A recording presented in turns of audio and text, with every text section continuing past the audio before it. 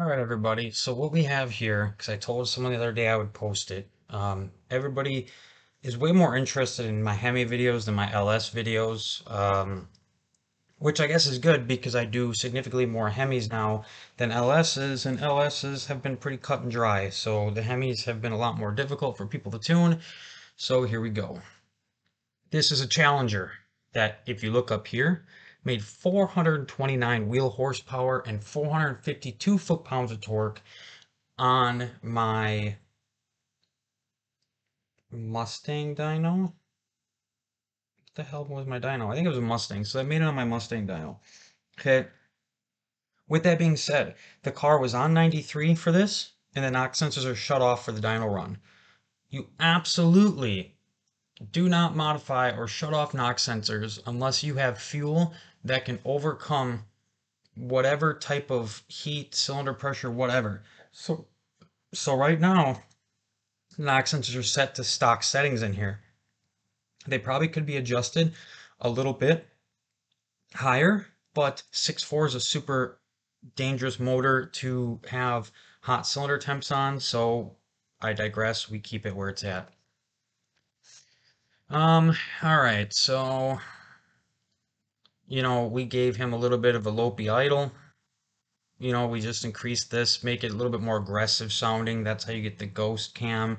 A lot of people hate on the ghost cam, but what a lot of people aren't understanding is that a ghost cam isn't creating a camshaft. A ghost cam is actually reducing the vehicle's ability to correct the actual camshaft itself.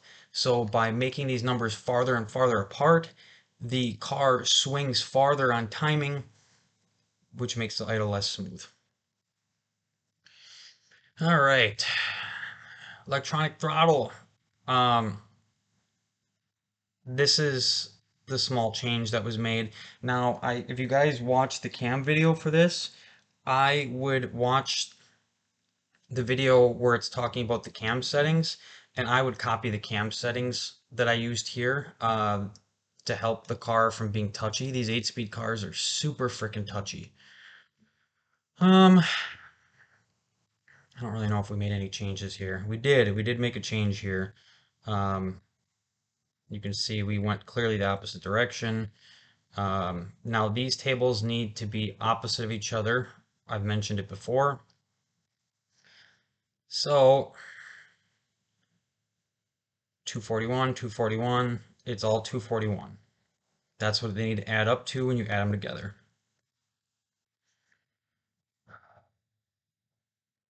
A neural network, by the way, is enabled on this because we didn't do any speed density settings. Okay. Um, that means this car made all the power that it made with just pure headers and tune settings. That's it. We didn't mess with air fuel. The air fuel is in stock range and the neural network is controlling it. We probably could get a little bit more power out of it if we perfectly dial it in with these, but we did this with the cam. If it doesn't have a cam or a bunch of mods, we don't need to mess with this. Exhaust doesn't have cats, so we got rid of the cat monitoring. Fuel, transport delay.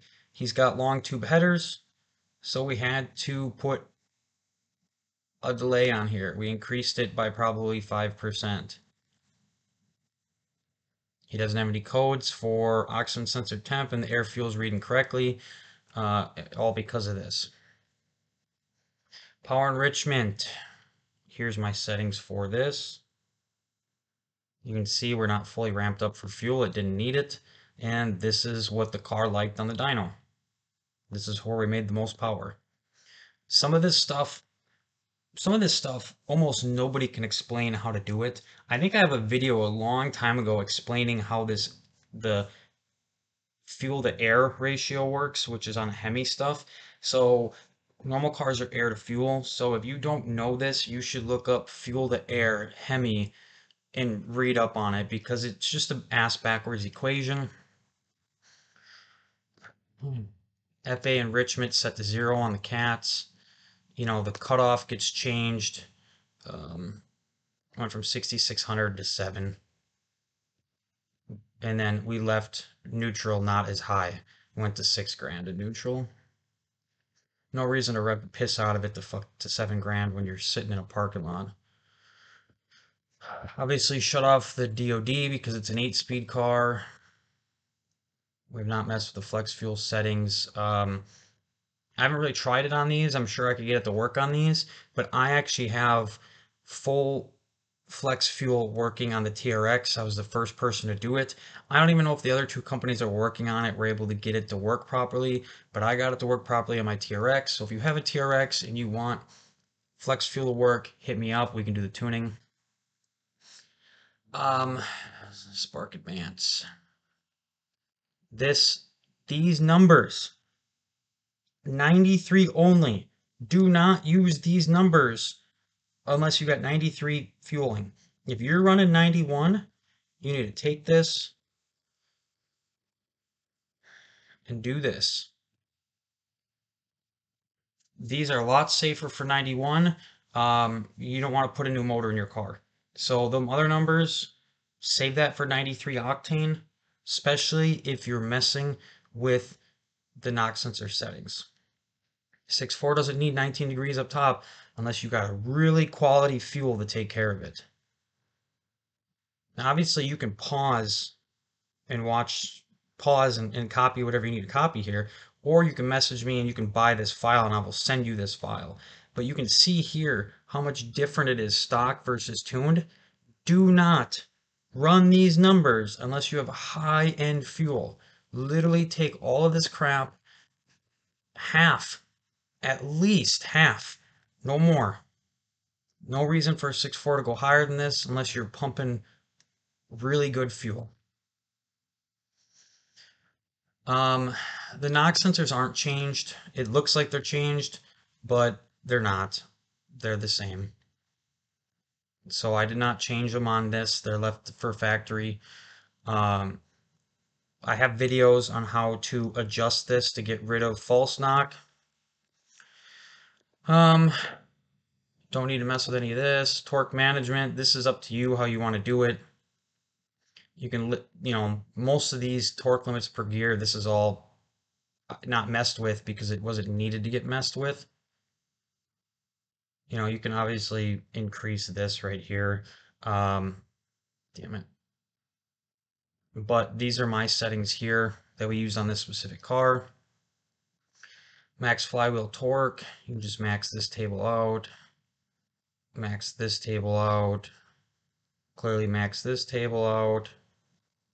Now again, if you max these out, it's going to be touchy as hell, so you're going to have to make some adjustments. Speedo, obviously, limiter increased. We mess with the cruise control so people can drive faster with cruise. A lot of times we'll mess with the exhaust. Now on his car now, because it's cammed, it's straight piped, long tube headers, we changed a lot of these settings to help quiet the car down because living in a neighborhood, it gets loud. Coolant settings. Now again, all you gotta do is stop the video and you can copy whatever you need here. Something I don't show people here is on the transmission, we get rid of the system low and system high voltages. A lot of times we get rid of this engine overspeed as well. People that do a lot of burnouts and stuff like that have issues with those codes. I think there's another one in here. These park by wires, you can shut these codes off if you want. This happens a lot of times if you shift too quick when you first start the vehicle, it can throw that code. There's also another code here for TCM something. This one right here. A lot of times we disable these on the trucks. These are just things that you can disable ahead of time. Oh yeah, right here. ECU not initialized, this one, and output shaft wheel speed correlation. Doing burnouts and drifting and things like that, a lot of times will cause these codes. Then obviously we always move the remove the U0100 because the tranny throws this anytime you tune the engine by itself because it loses communication. So remove the code, you ain't got to worry about it.